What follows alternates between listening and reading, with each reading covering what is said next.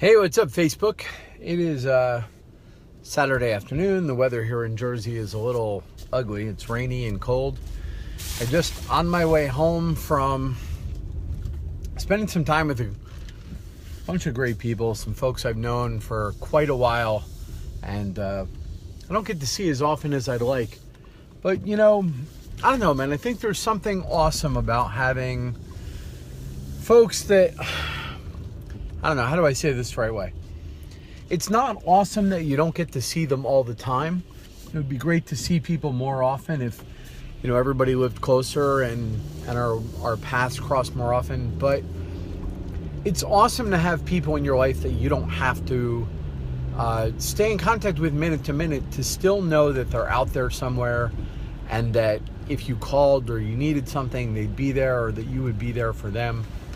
There's something about having that extended network of friends and allies that, I don't know, it's incredibly, I value it. I value it tremendously. Possibly, one of my best friends on the planet, a guy who I've been friends with for longer than I care to remember, lives on the other coast from me, and we don't talk as much directly as I might like in every chance, but through technology, we reach out.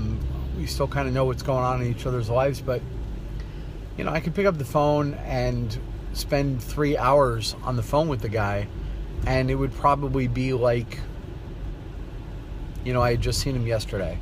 And I don't know, there's something incredibly awesome about having those people in your life.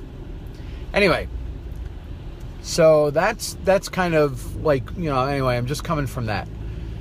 And that's interesting. It's interesting to have that in your life. And if you have people like that, and I hope you do, as much as you enjoy the fact that you don't have to talk to them all the time, and that they're still your friends, and as much that says about the strength of your relationship, what I would say is pick up the phone anyway. Send them an email, reach out on Facebook, record a video blog, and tell them that you're thinking about them. Just spend a minute and take the moment to make the contact and let them know that you are, that you're still around, and that just touch base, I guess is the phrase. Reach out, make contact, say hi. Anyway, that's it for that. I'm going to end this recording here, and I will be back in a moment with what I was actually planning on talking about. Actually, I will probably do that in a longer video, probably tomorrow, because it's Saturday. So I think this is going to probably be the entry for today. What else can I put in here? Other than the social aspect of having spent some time with these folks, which is cool. I got a chance to talk to some of these people about some projects I have in mind. I got some good feedback. I found out what some of these guys are working on, which is always incredibly interesting, because in addition to everything else, there are people here who are talented in ways I'm not. And I always find that fascinating. I'm a smart guy. I'm decent at a lot of things. I'm moderately deep and very wide in my knowledge base. I can write code and 3D model stuff, and I can edit video, and I can design physical objects to be 3D printed, and I have not a horrible engineer in some ways.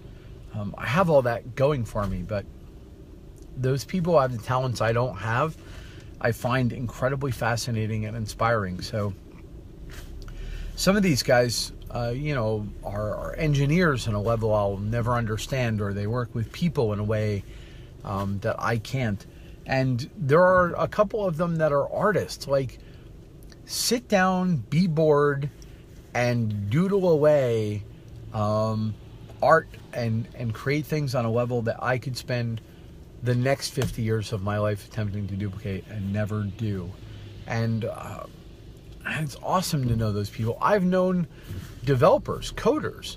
I was lucky enough to have a contract working at Bell Labs for a while, actual Bell Labs, working on the C front, which was the C++ to C sort of pre-processing compiler. I worked on C front for a little while, and I worked on some of the libraries for a little while, very briefly while I was at Bell Labs, and then wound up working on essentially an inventory control system that was shading to being an expert system to provisioning phone networks and whatever. But one of the beauties of being in that building and being in the AT&T Bell Labs buildings in New Jersey at the time was, you know, you would stay late and work, and you could wander the halls, and some incredibly talented people were there building the 386 implementation of System 5 Unix. And it was an incredibly exciting time, because this was the moment when Unix systems were making the gap from massive hardware to microcomputers. And while Linux eventually supplanted it in the real world, there was a time where Unix was the competitive small business time-sharing mainstream operating system. And you would wander around that building, and you could, you know, 12 o'clock in the morning, 1 o'clock in the morning, and there would be isolated lights on, or there would be some people sleeping under their desks, and you could go in there with a spare slice of pizza as an offering to an office that had a light on, and sit down and talk to someone. And I would make it a habit to talk to these people and bring them a little bit of food and say, like, hey, I'm a little stuck on what I'm doing.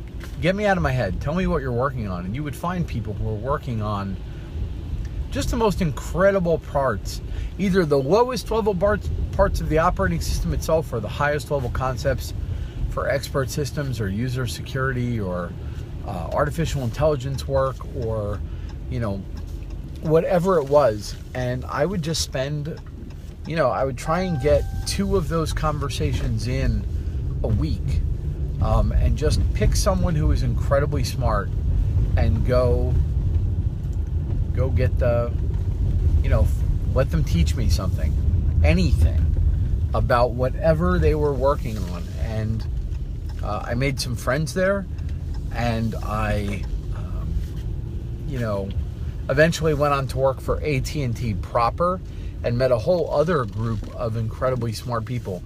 But I will say, it was when I was walking the halls at Bell Labs that I was most aware of the fact that while I'm smart, I'm not beautiful mind smart. Like, I'm not crazy smart. And that there are some crazy smart people out there, and they just see things I don't see. They see things that the rest of us don't see. And when you see someone like that, when you interact with someone like that, and you see them just make a small shift or explain something to you in that way, and suddenly it clicks, and you're like, whoa, this guy is totally on another level.